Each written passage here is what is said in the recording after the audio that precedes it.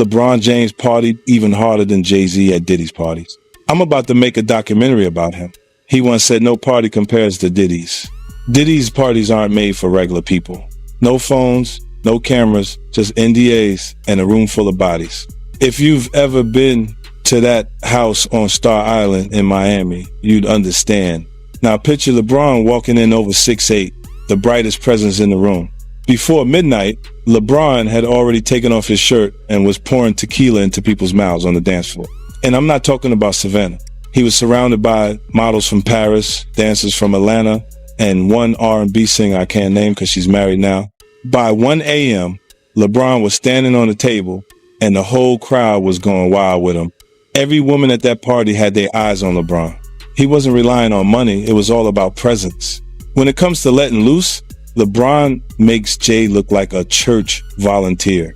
I will send every single one of these parasites to prison and clean this circle up a bit. Hey, everybody know ain't no party like a Diddy party, so. Yeah, that's what's up.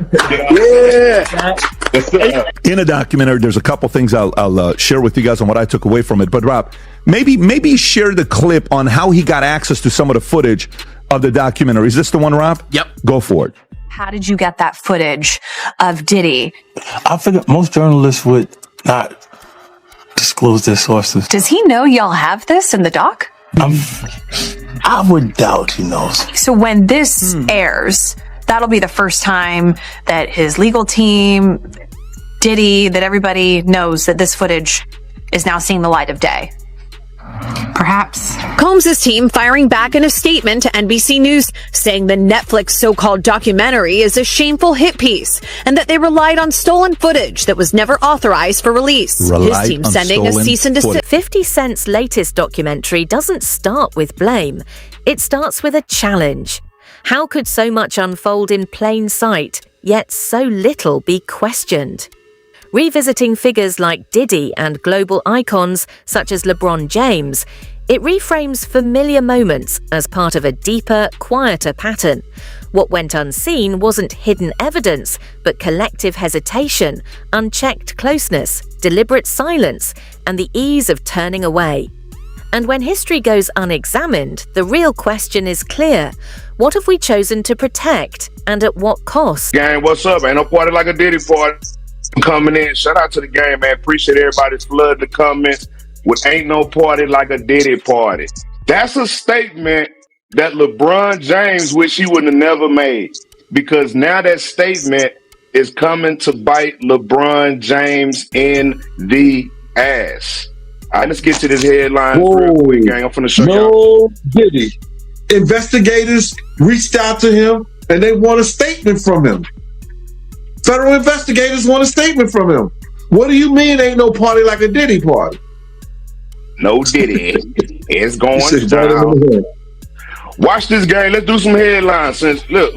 Let me let y'all see this real quick. It's right in your face. All you got to do is look at the forest and stop looking at the trees. All right, LeBron James, Lakers is becoming clearer and leaves more questions than answered. LeBron James, he left the NBA suddenly with no answers. All right, so it's headline news. What's really going on? All right, LeBron James is leaving the Los Angeles Lakers. Diddy didn't just succeed as an artist or executive, he became a key gatekeeper of power and culture, shaping who advanced and who stayed sidelined. His influence ran through elite events, strategic alliances, and exclusive networks, where proximity mattered most. And access itself became a quiet instrument of control. All in 2024, gang, look at the dates. You can go and verify this yourself. You can go to Google and Google these same titles. All I did was screenshot them for you all's pleasure. To the game, man. Let me see. Okay, so LeBron, because a lot of people say, is this clickbait? Is this clickbait? Whenever you come on the paper party, Gene, we got paperwork. We got receipts. You will never get clickbait on this channel. All right? Let's keep it moving, guys. All right, more headline news. LeBron James reveals why he stepped away from the Lakers. Whenever you step away from the Lakers, you are leaving the NBA. All right? That's in the title. He's leaving the NBA, so he's definitely stepping away from the Lakers. More headline news. LeBron James. In spaces like this, relationships outweigh contracts, and closeness acts as protection. The issue isn't personal, it's systemic. When advancement hinges on access, silence becomes the unspoken toll, and compliance quietly replaces accountability. The deeper question isn't who benefits, but whether a culture built on controlled access can ever truly answer for itself. And he's in exotic bookstores and he's doing shopping, right? He's shopping, getting his stuff and everything like that. So, you know, this is the first time I was ever in an exotic bookstore with Puff.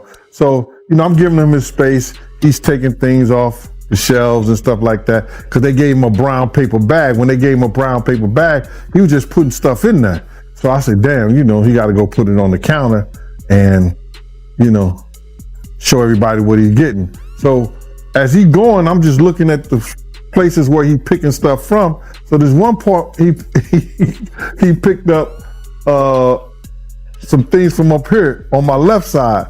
And then he picked like quite a few of them down. I'm like, okay. He put them in the bag. So when I went by there and I looked up there and it said butt plugs. And I was like, hey, yo, I was messing with him because people don't understand, you know, we was like friends. He was a part of the same gang. So I'm still going to tease him. I'm still going to mess with him and everything like that. I could do that. It wasn't just no security thing. So I say, yo, what are you getting this for? And it said butt plugs. And he was like, yo, can I do my shopping by myself? I said, yeah, you could do it by yourself, brother. And he started walking and everything like that. When he got to, I just waited at the counter. So when he got to the counter, he didn't even have to show the guy nothing. He just gave the guy a wad of money. I mean, like he gave the guy a stack something like this. And Puff wasn't the dude that carried no 20s and no 50s and nothing like that. And I mean, like he just said, boom. And we walked out the store. So we had to leave Atlanta and go to North Carolina for a show. You understand? And it was him, this rapper, Sarah, and this other girl. We all got on a Jeep. LeBron James embodies more than elite athleticism. He sits at the crossroads of sports, business, and moral influence. His carefully cultivated persona, rooted in discipline, accountability, and measured speech, gives his associations weight equal to his own voice. Moving consistently within exclusive circles, his connections gain symbolic power, regardless of intent. And this isn't accusation, it's the gravity of reputation, where influence draws scrutiny on its own. And when leadership is defined by values, one question surfaces. When does restraint start to shape the narrative? Let's see, not only is he leaving, gang, LeBron sold his mansion for $39 million. All right? Now, he leaving social media. He leaving the NBA. Now, he just sold his 39. Now, I'm going to tell y'all something, too. A lot of people may not know this, but LeBron James bulldozed it in order to get another one. So he is getting another mansion, but he sold his mansion. Remember, I have a bachelor's degree in real estate. Whenever you start settling out of real estate, whenever you start leaving your obligations like playing for the NBA, and whenever you leave social media, reason. And I think I know why. Party like a Diddy party, so. Yeah, that's what's up. Yeah. Everybody know ain't no party like a Diddy party. Yo, right, how so authentic was that thing on social media when they had LeBron in the maid outfit? How authentic was that? Did you see that? Yeah, I seen. Archived moments resurface not because they change, but because our perspective does.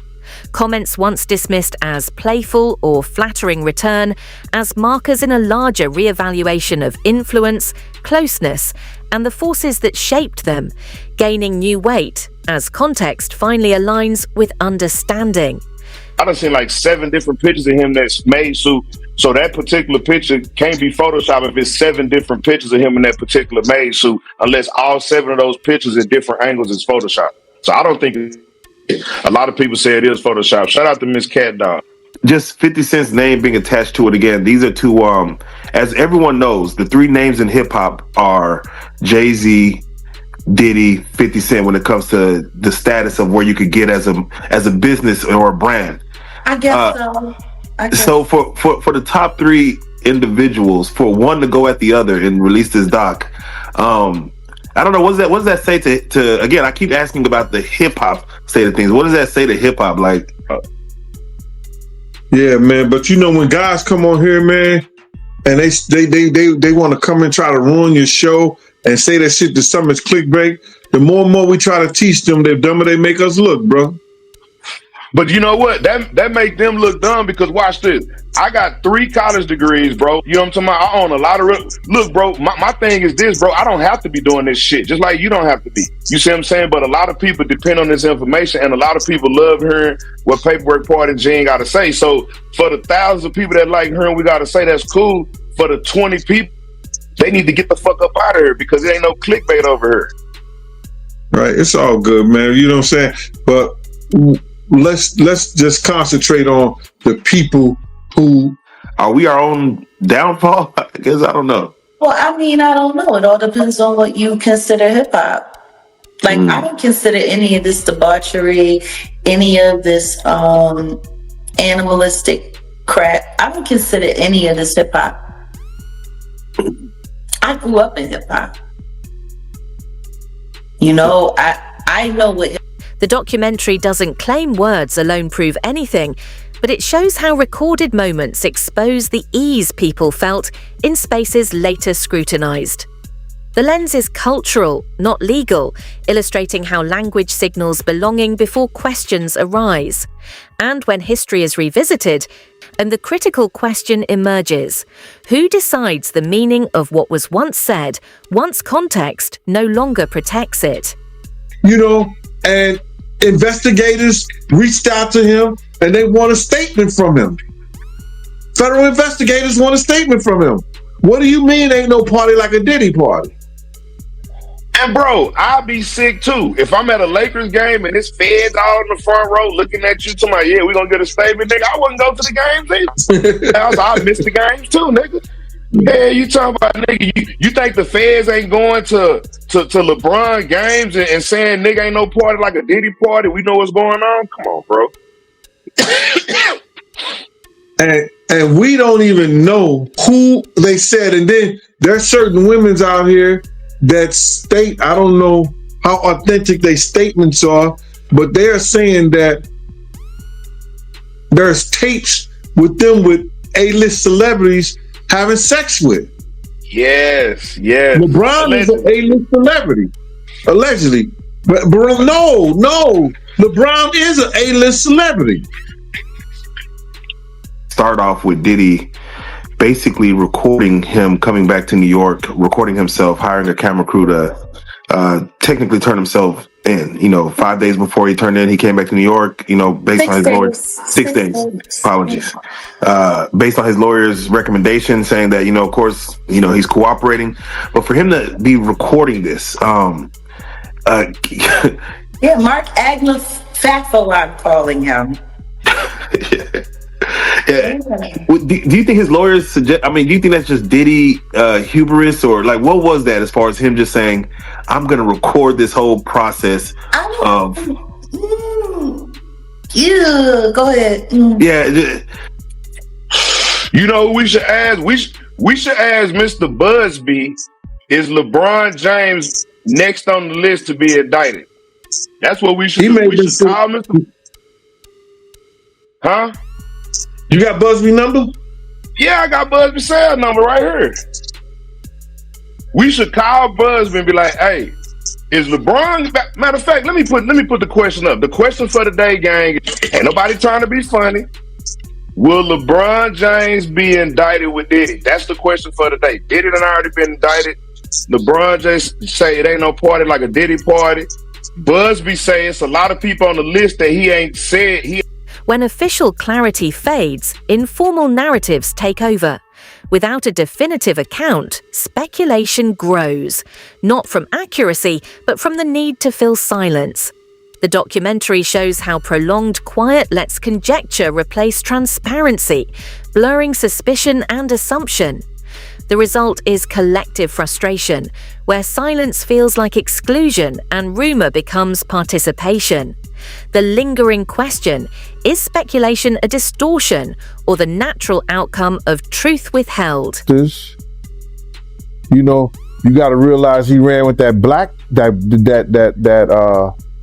that rat pack, and I don't want to even say their names because they said I got their names wrong last time.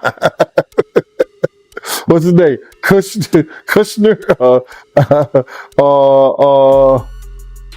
What's the other guy? Leonardo. Yeah, his name. Man, I don't keep up with these cats, but I heard that that's not only the tape that's being shot. There's some other tapes out there, other people too with him, and him doing some things with some other people. So there's quite a few tapes that might be out there, what they're hearing, and I don't want to see the tapes, but I want to know if they really true. Because if they got if they got some tapes out there and it's with some underage, whether it's celebrities or not, it's gonna be crazy, bro. It's gonna be real crazy. And they're gonna have to bring that to forefront because the prosecutor's gonna want those tapes. And they're gonna do whatever they have to do legally to get those tapes. No ifs, ands, and buts about it. So we just better hope for his sake, that's just a bunch of bull crap. But then there's lawyers out there saying, yeah, the tape does exist. Lawyers got on television to say the tapes exist. I don't really know or trust that, because they was trying to say he had a tape with one of the bodyguards and this lady that came out. So voice power in entertainment flows across music, sports, fashion, and media through tight networks.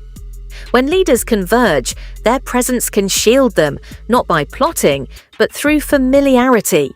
Then the documentary shows this as convergence, not conspiracy, an ecosystem quietly protecting itself. When influence overlaps, the question remains, does accountability weaken when power is too widely shared? His doing and his learned behavior from the people that mentored him.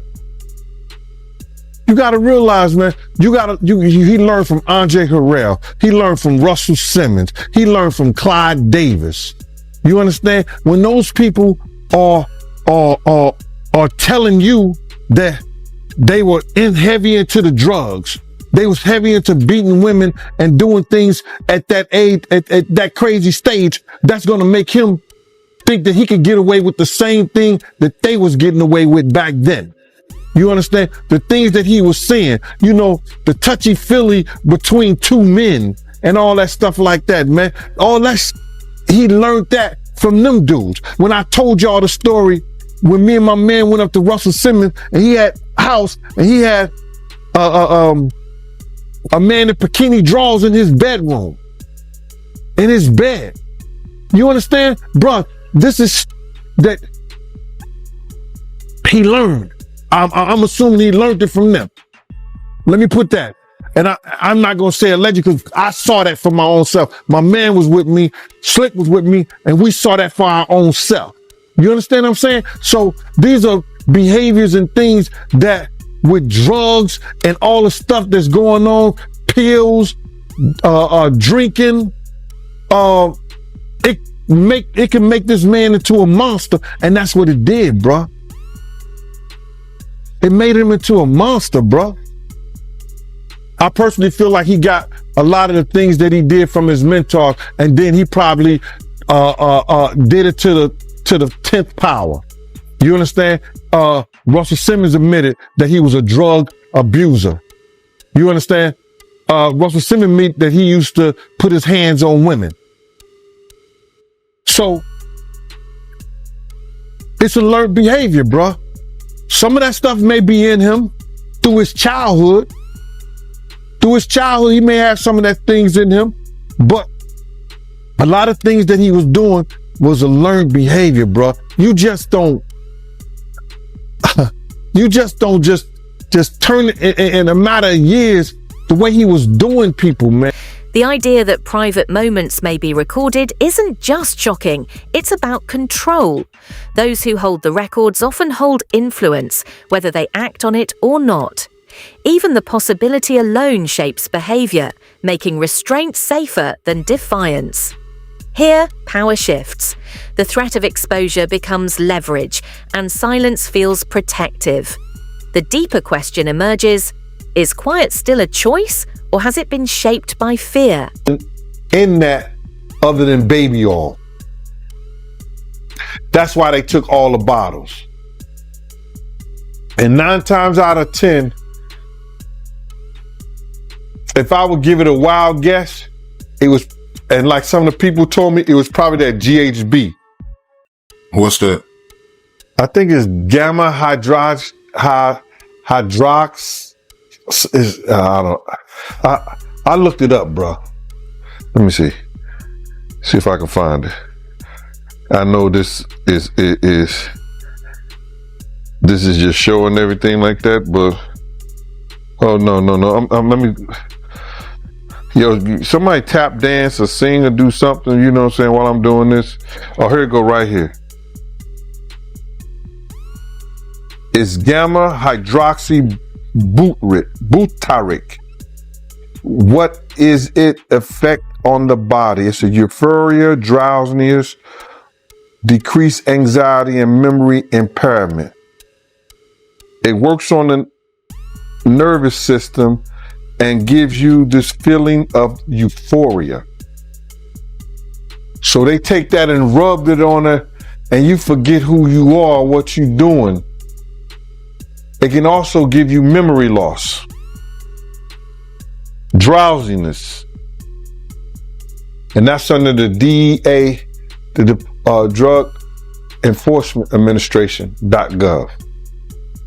Public personas are crafted with precision through consistent signals, careful messaging, and distance from controversy.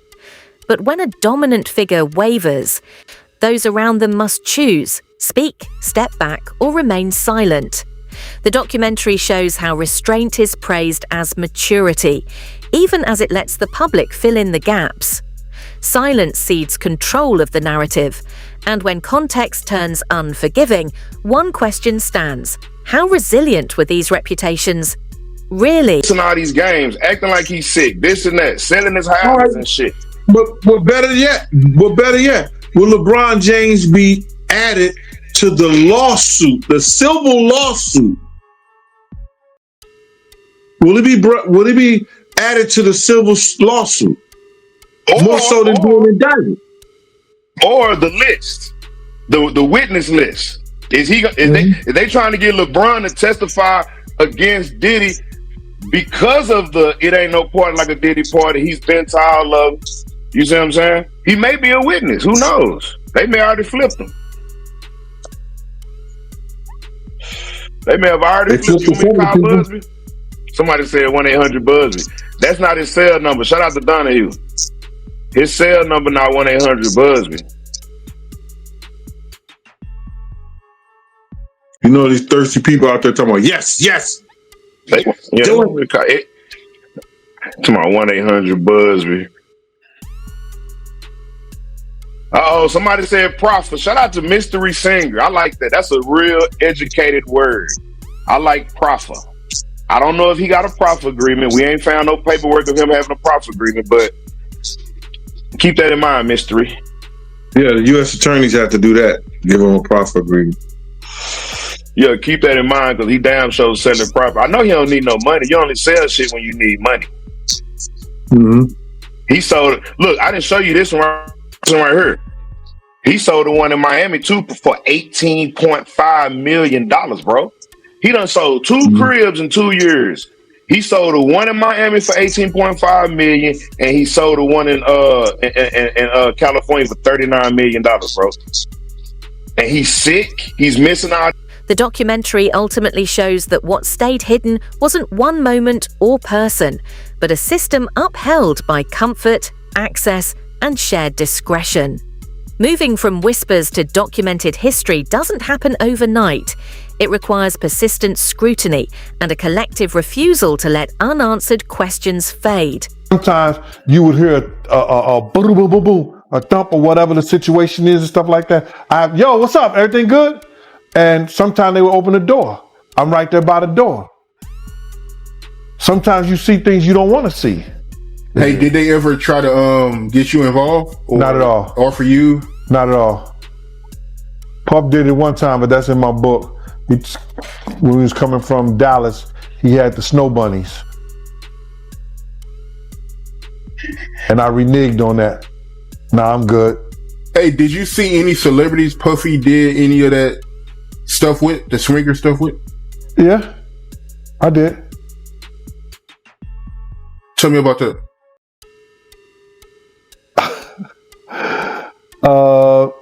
I think I told you about that. One time, him and somebody, him, Sarah, and this young girl flew from Atlanta.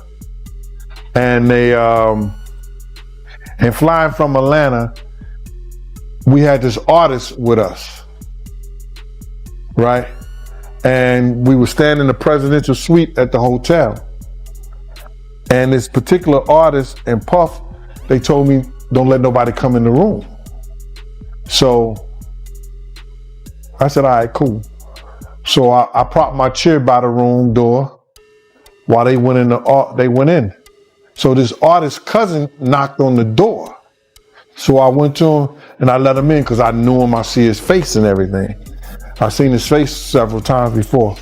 He said, yo, I got to speak to my cousin.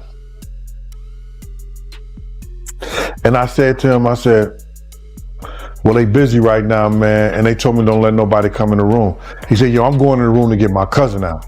And I said, bruh, you ain't going in the room, get your cousin out. They told me nobody could go in the room. So he said, I don't care who you are, what you doing like that. I'm going to get my cousin. He went to go and try to open the room. I grabbed his ass, joked him up, and slammed him on the piano. And the next thing you know, Puff and this artist run out the room naked. And so then I said, I see the artist trying to grab a towel. Puff didn't give a shit. And the artist like, yo, what's wrong? What's going on? What's going on? He like, yo, G, that's my cousin. And I was like, yo, my man, he was trying to get in the room and y'all told me don't let nobody else come in, let nobody come in this room. Jesus Christ gonna have to come take the Puff. No, Jesus gonna have to take the air out my body if anybody coming in that room. And Puff just looked at the artist and The tension remains deliberately unresolved, since accountability at the top rarely arrives neatly or on schedule. In spaces where knowledge is shared but rarely spoken, irresponsibility diffuses and delay feels natural. Awareness without acknowledgement doesn't erase the burden. It lingers, waiting for someone bold enough to confront it.